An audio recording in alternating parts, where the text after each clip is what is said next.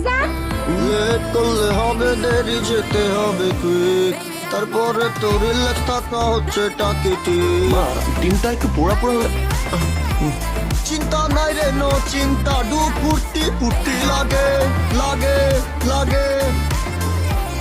Ding dong ding ding dong. Sir আসতে পারি?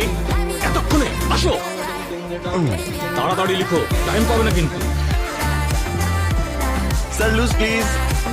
গেলে বাঁধে খাবে পথে। Sir loose. Sir loose please.